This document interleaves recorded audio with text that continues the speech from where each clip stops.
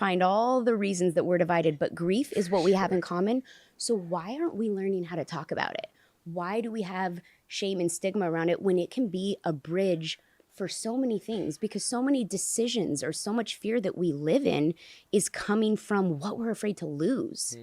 And if we would just be more willing to talk about what we're afraid to lose vulnerably, we would understand each other so much better, because I think that our capacity to listen would increase. I think we would get so much better at listening if we were willing to talk about our own vulnerability like a lot more. And those are the two things missing for connection. And so the problem with grief is that we all do it differently, and there isn't a right or wrong way. And for me, the approach I've taken is purpose in the pain. And I feel like 100% certain and committed to that. And I think that everything happens for a reason. And I do not mean it in that cheesy, like, oh, that's so great, this all happened for a reason. I mean, if it happened and it sucked, you better believe I'm going to use it to make something better out of the shitty situation. Like, I'm going to use it.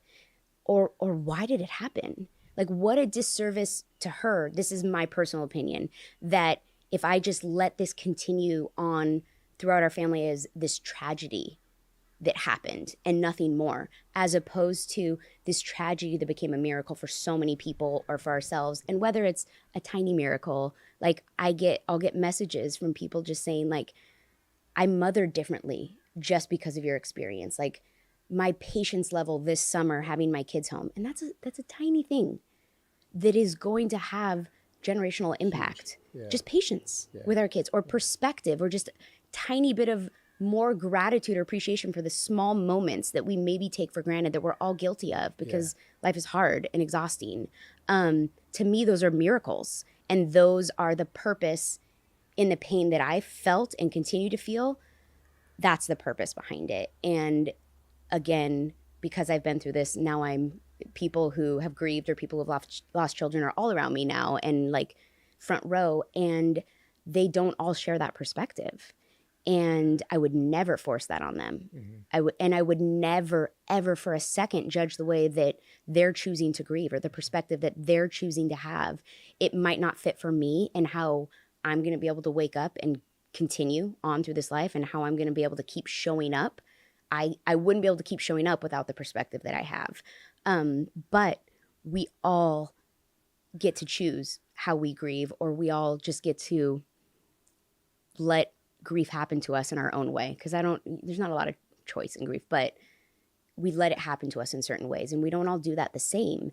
And we are so quick to judge the way the others grieve. And I know I've been judged, and I know that prior to going through my own grief, I'm sure that I judged others or had opinions on what they did. You know, she passed away. Go ahead. No, you. Well, I was just going to say that when she passed away, we didn't get to have a funeral because it was COVID, and we were only allowed to have 9 immediate family members outdoors at her burial. And I remember thinking, like, just another freaking tragedy of this whole thing. Like, are you kidding me? Now I can't even like honor her death. I can say now that was the biggest blessing to ever happen to us, ever, because Ben and I, who maybe would have had a tendency to make that day about other people, we just got to be with our boys, and we just got to be with her. And it didn't matter. We didn't have thousands of people watching us cry.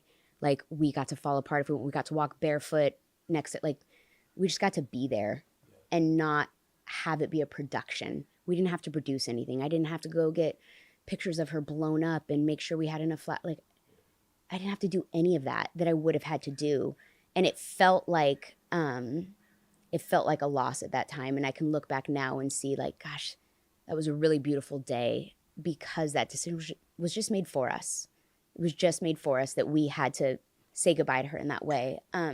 Does that allow you to sort of like trim fat out of like other aspects of your life and avoid like fanfare and bullshit, like and cut to things? The grief just gave clarity, like unbelievable clarity. I remember they sat down and we had to pick out a freaking casket.